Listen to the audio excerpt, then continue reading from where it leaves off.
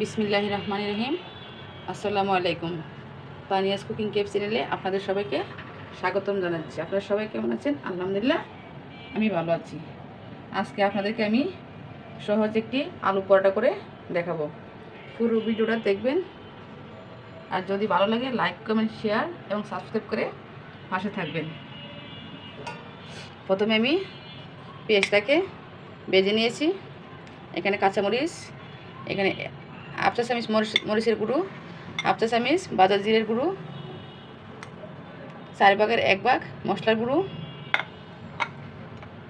আর আলুটাকে আমি ম্যাশ করে রেখেছিলাম। আমার কাছে ধনিয়া পাতা নাই, তাই আমি ধনিয়া পাতাটাকে স্কিপ করলাম। আপনাদের কাছে ধনিয়া পাতা থাকলে অবশ্যই দিতে পারেন।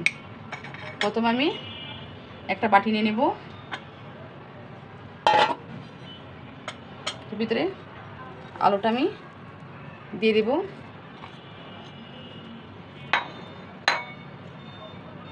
এর ভিতরে পেঁয়াজগুলো দিব,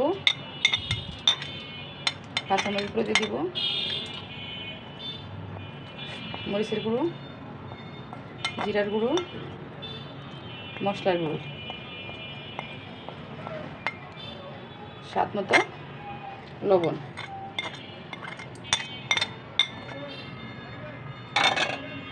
এক চামচ বাটার, এক চামচ বাটার। এখানে আমি সবগুলোকে একসাথে মিক্স করে মেখে নেব।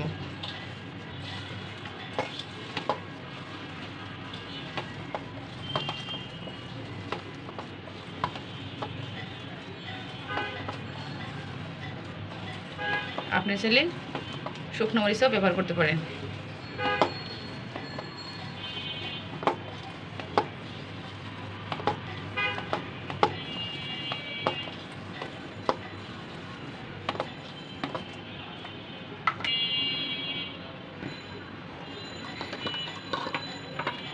এখন আমি ময়দাগুলো অ্যাড করব।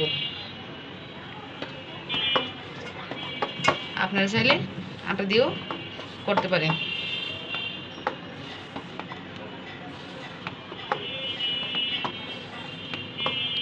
এখন আমার ডোটা করা হয়ে গেছে। এখন আমি 10-15 মিনিটের জন্য রেস্টে রেখে দিব।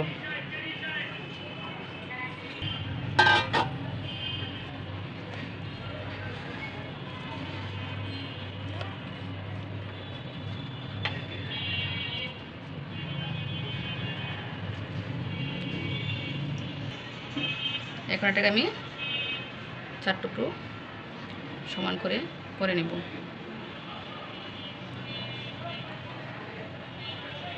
এখানে আমার 4টা পরোটা হবে।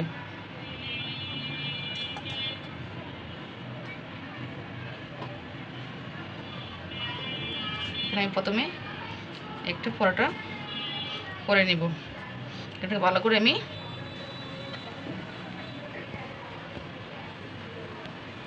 গোল করে নেব।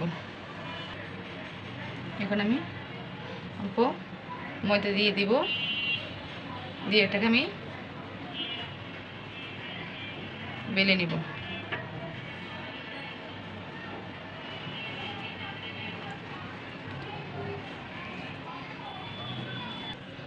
এখন আমার একটা পরোটা বেলা হয়ে গেছে, এটাকে আমি তুলে নিব।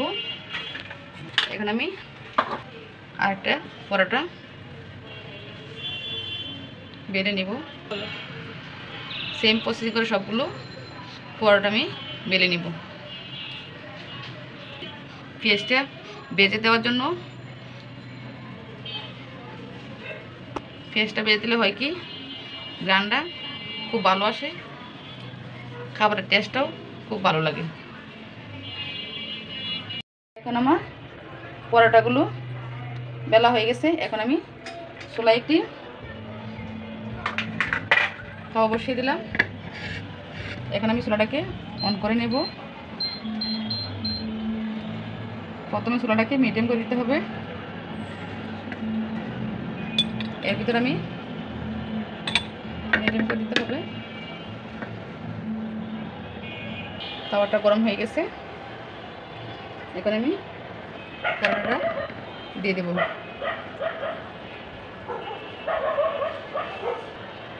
এখন আমি চুলাটাকে বাড়িয়ে দেব।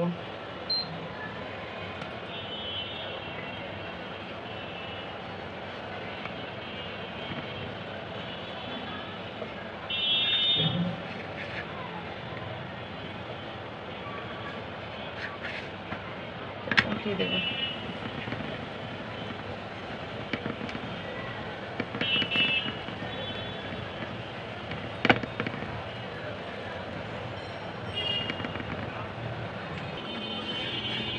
এখন আবার উঠিয়ে দেব।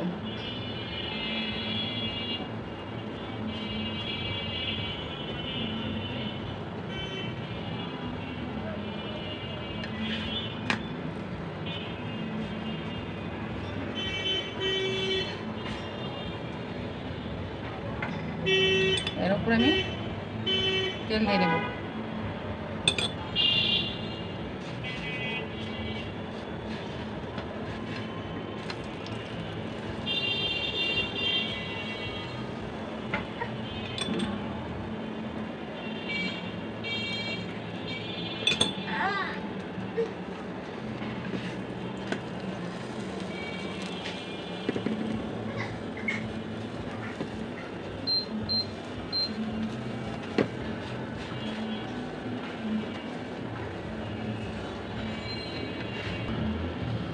এখন আমার পরোটা হয়ে গেছে, এটাকে আমি তুলে নেব।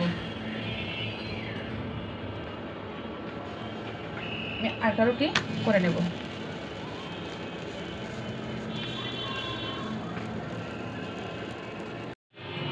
সহজ মজাদার আলু পরোটা আপনারা অবশ্যই বাসায় ট্রাই করবেন। আর যদি ভালো লাগে আমার কমেন্ট বক্সে অবশ্যই জানাবেন। আমি আপনাদেরকে একটা চিড়ে দেখাচ্ছি, কত সফট। আল্লাহ হাফেজ। Thanks for watching.